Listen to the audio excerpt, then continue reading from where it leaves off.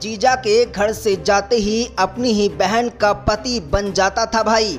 रक्षाबंधन से पहले सामने आई करतूतों की सच्चाई। दोस्तों, आपको बता दें, जब महिला रिश्तों की दहलीज लांघ जाए तो ये कहा नहीं जा सकता कि वो किस खतरनाक कारनामे को अंजाम देगी। अक्सर देखा गया है कि मर्यादा लांघने वाली महिला को आखिरकार पछताना ही पड़ता है। फिर उसके पास ना तो घर वाला होता और ना ही बाहर वाला। ऐसे ही एक मामले में पुलिस ने सनसनीखेज खुलासा किया है। महिला ने अपने प्रेमी को भाई बताकर के घर पर जगा दी, फिर वो कांड कर डाला जिसकी किसी को उम्मीद नहीं थी। आखिरकार अब प्रेमी और महिला दोनों सलाखों के पीछे हैं। दरअसल मामला सौरभ जैन हत्याकांड का है।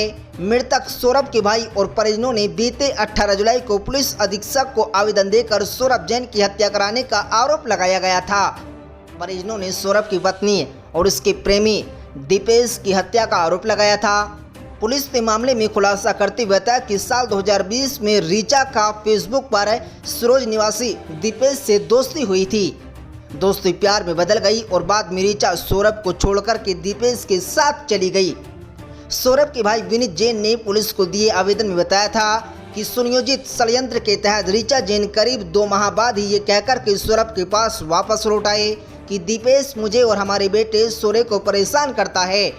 इसके बाद सौरभ ने पत्नी रीचा को लेकर के अपने घर में अलग शहर के अलग अलग हिस्सों में किराए में कमरा लेकर के रहने लगा। बाद में सौरभ और रीचा के साथ एक युवक आकर के रहने लगा। रीचा ने उसे अपना भाई बताया। सौरभ का बेटा सूर्य भी उसे मामा कहता था। लेकिन जब कुछ दिन बाद सौरभ, रीचा और दीपेश तीनों गायब हो गए। तीनों के गायब होने के बाद सौरभ के भाइयों का आरोप था कि भाभी ने सौरभ जैन का मृत्यु प्रमाण पत्र बनवा लिया है, लेकिन सौरभ की मौत के बारे में हमें कुछ भी जानकारी नहीं दी गई। पुलिस ने जब रीचा और दीपेश से पूछताछ की तो दोनों सातिर आरोपी खुद को एक दूसरे के भाई बहन बताते रहे। उनका कहना था कि सौरभ की मौत सड़क दुर्घटना में हुई थी और उसका अंतिम संस्कार तुलसी सरोवर के पास स्थित शमशा घाट पर कर दिया गया था, जबकि मुक्तिधाम में सौरभ के अंतिम संस्कार की कोई एंट्री नहीं थी।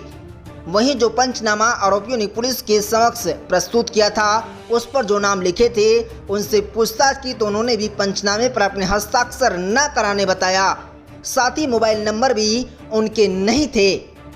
बाद में जब आरोपियों को पता लगा कि पुलिस के सवालों के जवाब उनके पास नहीं हैं, तो उन्होंने हत्या की बात मान ली। आरोपियों ने बताया कि हमने चंदेरी रोड पर स्थित एक किराए के मकान में सौरभ की हत्या कर दी थी।